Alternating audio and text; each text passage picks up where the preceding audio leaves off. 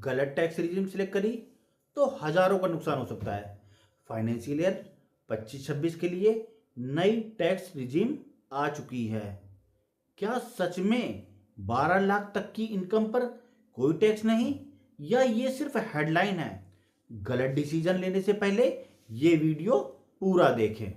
नमस्कार दोस्तों, मैं हूं CA नरेश चंद।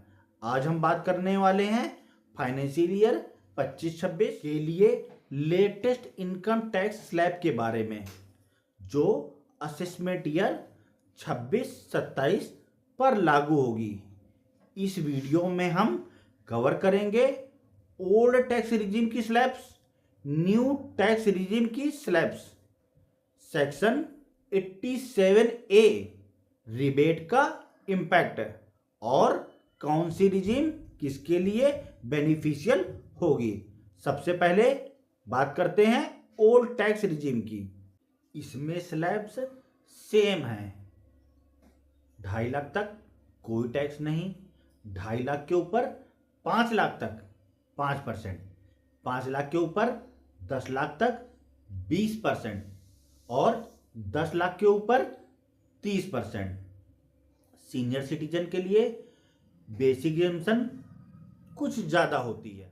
ओल्ड रिजीम में 80C, 80D, HRA, home loan पर इंटरेस्ट इत्यादि क्लेम कर सकते हैं, पर 87A की रिबेट सिर्फ 5 लाख तक ही मिलेगी। अब बात करते हैं न्यू टैक्स रिजीम की। फाइनेंशियल ईयर 25-26 के लिए स्लैब्स इस प्रकार हैं। 4 लाख तक जीरो टैक्स, 4 लाख के ऊपर 8 लाख तक 5%, 8 लाख के ऊपर 12 लाख तक 10%, 12 लाख के ऊपर 16 लाख तक 15%, 16 लाख के ऊपर 20 लाख तक 20%, 20 लाख के ऊपर 24 लाख तक 25% और 24 लाख के ऊपर 30%। सबसे इंपॉर्टेंट बात है, न्यू टैक्स रिजीम में एज लिमिट के लिए कोई सेपरेट बेनिफिट नहीं है। सभी इंडिविजुअल के लिए सेम टैक्स स्लैब अप्लाई होती है।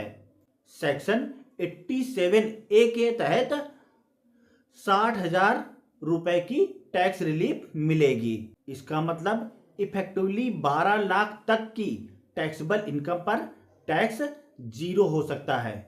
सैलरी वालों को 75,000 का स्टैंडर्ड डिडक्शन भी मिलेगा। चलिए एक एग्जाम्पल से समझते हैं। अगर किसी की सैलरी 12 लाख है तो न्यू टैक्स रिजीम में 87A की रिबेट के कारण टैक्स जीरो हो जाएगा, जबकि ओल्ड रिजीम में अगर उस व्यक्ति की डिडक्शन 3-4 लाख रुपए से कम है तो टैक्स ज्यादा बनेगा।